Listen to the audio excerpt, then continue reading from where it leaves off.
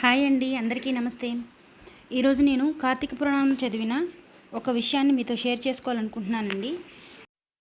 నందాదీపం అంటే ఏంటి, అది ఎలా పెట్టాలి అనే దాని గురించి కార్తీక పురాణంలో చదివానండి.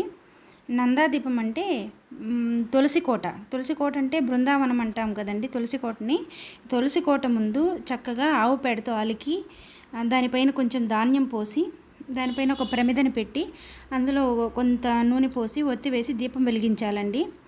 ఈ దీపము కొండెక్కకుండా తెల్లవారే వరకు జాగ్రత్తగా చూసుకోవాలండి. ఇలా పెట్టిన దీపాన్ని నందాదీపం అంటాము.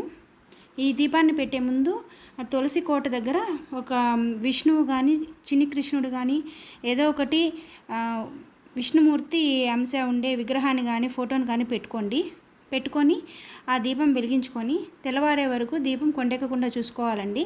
ఇలా పెట్టిన దాన్ని నందాదీపం అంటాము. దీంతో పాటుగా నిన్న చెప్పాను కదండి అవిసె పువ్వుల గురించి. ఆ దీపం దగ్గర మీకు వీలైతే ఒక అవిసె పువ్వుని ఉంచండి. నేను క్షీరాబ్ది ద్వాదశి రోజు ఈ దీపం పెట్టాలనుకున్నానండి. ఈ తులసికోట దగ్గరే తులసమ్మకి కృష్ణుడికి పూజ చేయాలనుకున్నాను క్షీరాబ్ది ద్వాదశి రోజు. కానీ వీలు పడలేదండి, వర్షం పడుతూ ఉండింది. కనీసం నందాదీపాన్నైనా ఇక్కడ పెట్టాలనుకున్నాను. చూడండి, ఇదంతా ఆవు పేడతో అలికానండి.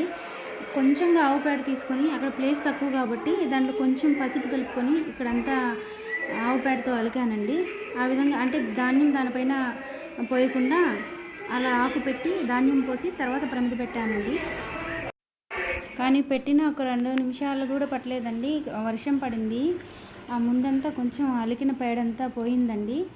అయినా కానీ లోపల వరకు ఆ పేడ అలాగే ఉందండి. అక్కడ దీపం వెలిగించుకున్నాను. పూజ మాత్రము వేరే తులసి కుండి ఉంటే దాన్ని తీసుకెళ్ళి ఇంట్లో పెట్టుకొని కృష్ణుడిని పెట్టుకొని పూజ చేసుకున్నానండి.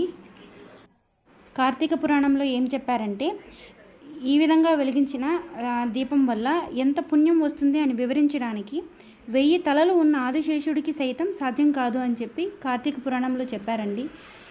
మీకు వీలైతే ఈ దీపాన్ని పెట్టడానికి ట్రై చేయండి.